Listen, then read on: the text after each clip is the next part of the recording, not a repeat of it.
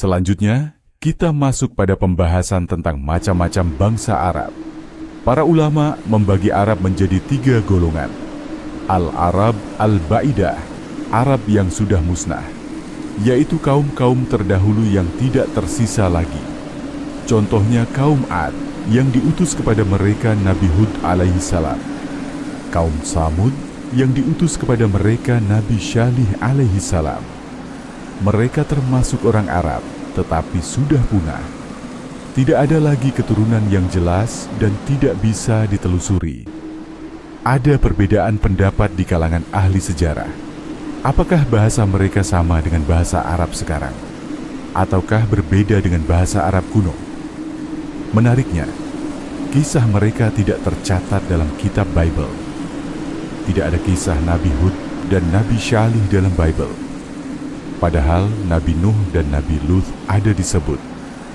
Maka Al-Quran menegaskan adanya Nabi Arab sebelum Nabi Muhammad Shallallahu Alaihi Wasallam, yaitu Nabi Hud, Nabi Syalih, Nabi Syuaib. Dengan demikian, Nabi Muhammad Shallallahu Alaihi Wasallam adalah Nabi Arab yang keempat. Hal ini untuk membantah klaim ahlu kitab, khususnya Yahudi, yang menganggap semua nabi harus dari Bani Israel.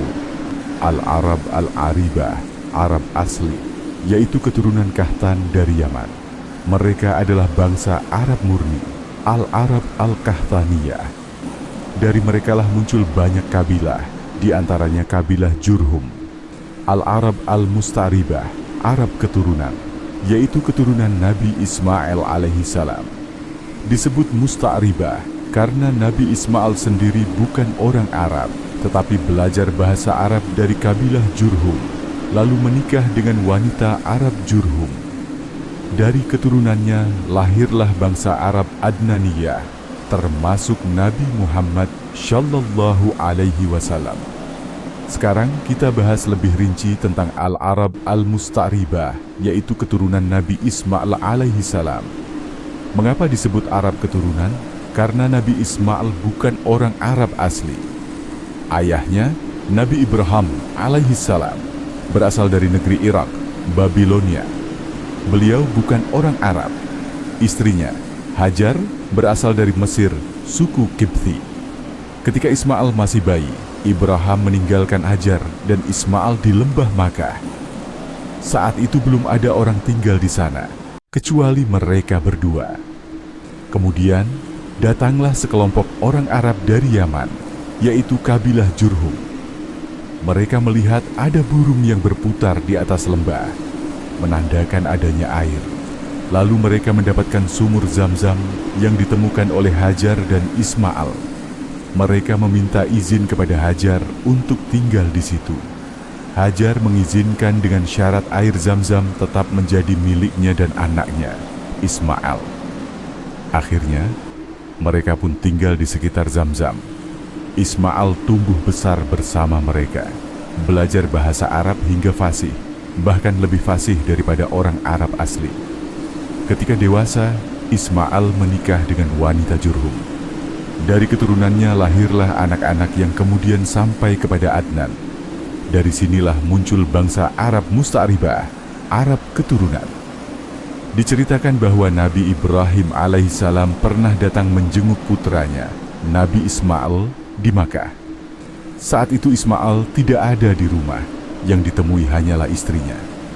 Ibrahim bertanya kepadanya, "Bagaimana kehidupan kalian?" Istri pertama Ismail mengeluh, "Kami hidup dalam kesulitan, serba kekurangan." Maka Ibrahim berkata, "Sampaikan salamku kepada suamimu, dan katakan padanya agar mengganti pijakan kaki pintunya." Ketika Ismail pulang, istrinya menyampaikan pesan itu. Maka Ismail mengerti maksud ayahnya, lalu berkata, "Engkaulah pijakan itu, pulanglah ke rumah orang tuamu." Lalu Ismail menceraikannya. Beberapa waktu kemudian, Ibrahim datang lagi. Saat itu pun Ismail sedang tidak ada di rumah. Yang ditemui kali ini adalah istri keduanya. Ibrahim bertanya kepadanya, "Bagaimana kehidupan kalian?" Istri kedua menjawab dengan penuh syukur, "Alhamdulillah, kami hidup dalam kelapangan dan kenikmatan." Maka Ibrahim berkata, "Sampaikan salamku kepada suamimu dan katakan agar mempertahankan pijakan kaki pintunya." Ketika Ismail pulang, ia mendengar pesan itu, lalu berkata, "Engkaulah pijakan itu, engkau harus dipertahankan." Maka istri inilah yang kemudian melahirkan anak-anak keturunan Ismail.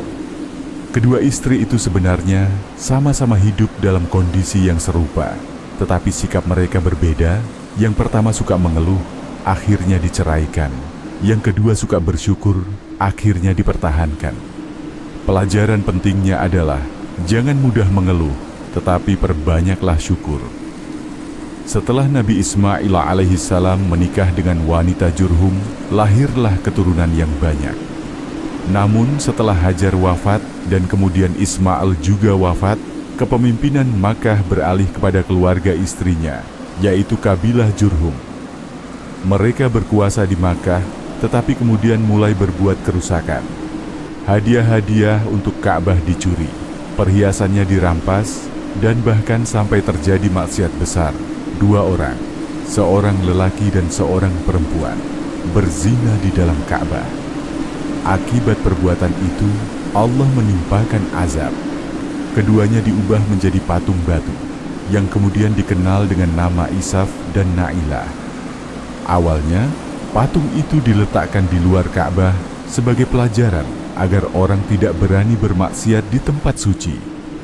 Namun lama-kelamaan, justru patung itu disembah oleh orang-orang Quraisy di masa jahiliyah.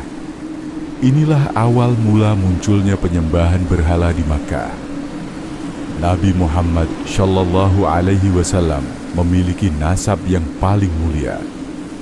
Dalam Syahih Muslim, diriwayatkan dari Wa'ilah bin Al-Asqa radhiyallahu anhu, Rasulullah Shallallahu Alaihi Wasallam bersabda, "Sesungguhnya Allah memilih dari keturunan Ismail, kemudian memilih dari keturunan itu suku Kinanah, lalu memilih dari suku Kinanah Bani Quraisy, kemudian memilih dari Quraisy Bani Hashim, dan Allah memilihku dari Bani Hashim." Ini menunjukkan bahwa Nabi Muhammad Shallallahu Alaihi Wasallam adalah manusia dengan nasab paling mulia.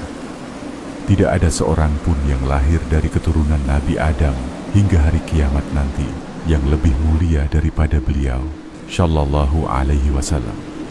Rasulullah Shallallahu Alaihi Wasallam bersabda, "Ana sayyidu waladi Adam yaumal qiyamah wala fakhr." Aku adalah pemimpin anak-anak Adam pada hari kiamat, dan aku tidak sombong.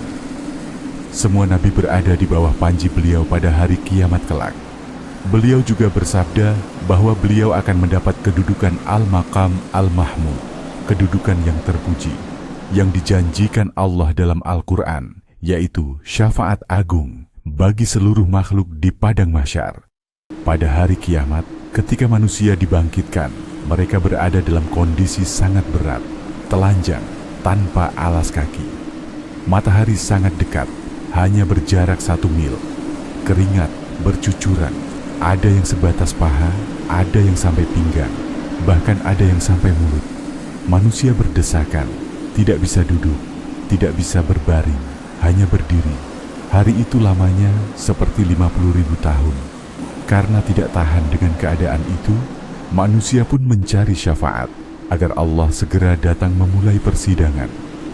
Mereka mendatangi Nabi Adam alaihissalam. Adam menolak dengan alasan beliau pernah melakukan kesalahan, memakan buah terlarang. Mereka lalu mendatangi Nabi Nuh alaihissalam. Beliau juga menolak. Kemudian mereka mendatangi Nabi Ibrahim, Nabi Musa, dan Nabi Isa alaihimussalam. Semua menolak memberikan syafaat. Akhirnya mereka mendatangi Nabi Muhammad Shallallahu Alaihi Wasallam. Beliau pun sujud di bawah arsy dan memuji Allah dengan pujian-pujian yang belum pernah beliau ketahui sebelumnya. Lalu Allah berfirman, "Ya Muhammad, irfa' ra'sak, sal tu'ta, isfa' tusyaffa."